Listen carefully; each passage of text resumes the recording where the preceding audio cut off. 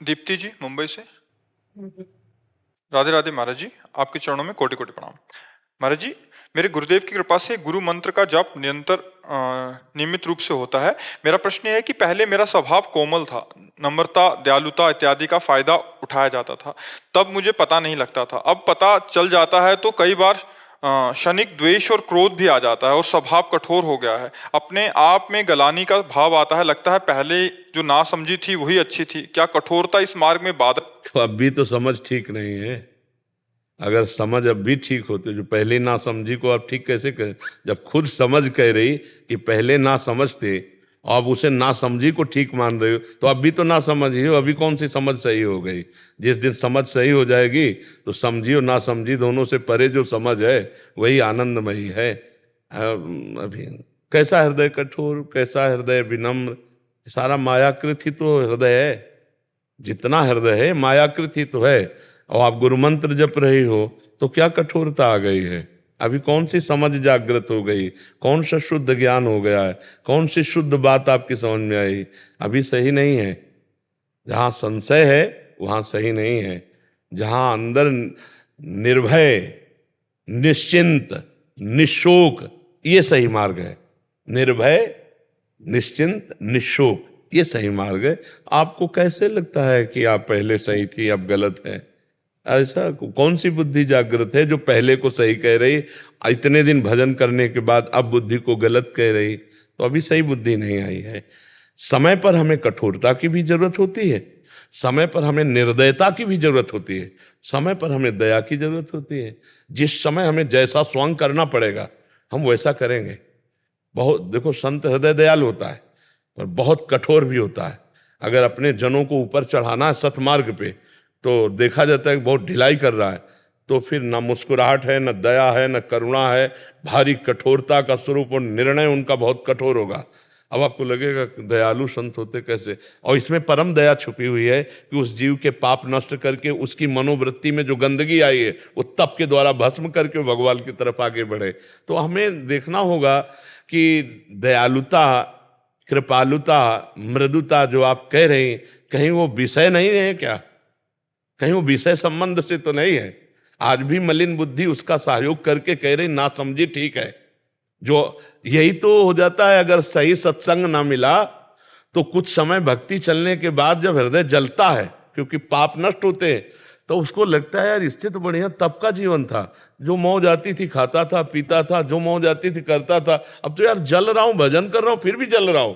और अगर सत्संग मिला तो उसको बात समझ में आ गई कि अब जल करके मैं पवित्र हो रहा हूं, मेरे पाप नष्ट हो रहे हैं, मैं भगवान की तरफ बढ़ रहा हूं। नहीं तो धोखा हो जाता है, जैसे ये सखी बोली ऐसे ही धोखा हो जाता। ऐसे नहीं, ये ना समझी बुद्धि का निर्णय है, ये समझदार बुद्धि का निर्णय नहीं है। आपको जो गुरु मंत्र मिला, जो नाम मिला, उसे सही ढंग से जपिए और आगे बढ़िए। निश्चिंत, निर्भय, निशोक, निर्विकार, ये भजन का फल है। पीछे की तरफ थोड़ी देखा जाता है, पीछे तो अंधेरा ही था, उसको हम सही कैसे कह सकते हैं जी। मैं ये पूछना चाहती थी कि पहले जो हृदय में कोमलता थी उसके कारण ऐसा लगता था कि कोई फायदा उठाता था, तो तब मुझे समझ में नहीं आता था कि कोई फायदा उठा रहा। कोई फायदा नहीं हमसे। हम कह रहे कबीरा खुद को ठगाइए। अपने को ठगा करके अगर दूसरे को सुख मिलता है तो भाई जा, हम कभी नहीं ठगेंगे तेरे को। नहीं, अब हमारी समझ आ गई है तो फायदा भी धर्मयुक्त हमें देना है, अधर्मयुक्त नहीं देना है। किसी को फायदा भी हमें कि भाई तू सुखी हो जाए, इसके लिए हमें धर्म की एक रेखा है, उसके अंतर्गत देना है, उसके विपरीत नहीं देना है। उसके विपरीत तो फिर पापाचरण माना जाएगा, वो दूसरे को सुखी करने वाली बात नहीं मानी जाएगी। धर्मयुक्त तो ठीक है, अधर्म से होगे तो तुम्हारे सुख की लालसा को हम रौंद देंगे, क्योंकि सुख धर्म से मिलता है, अधर्म से नहीं। इसलिए तुम्हें सच्चा सुख प्रदान करने के लिए तुम्हारी उस वासना को, तुम्हारी उस आदत को, तुम्हारी उस चेष्टा को, तुम्हारे स्वभाव को हम धर्म के द्वारा, तप के द्वारा रौंद देंगे। ये बात समझना है। ऐसा थोड़ी कि हमसे पहले कोई सुख भोग, तो सच्चिदानंद सुख की बात है।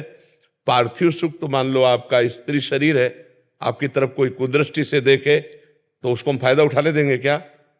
उसकी दृष्टि को उसी समय हम रोकेंगे, क्योंकि वो दृष्टि अगर आगे बढ़ गई तो और भी खतरनाक हो जाएगी, औरों को भी दुख देने वाली बन जाएगी। इसलिए कानून के द्वारा, धर्म के द्वारा हम उसकी उस दृष्टि को रोकेंगे।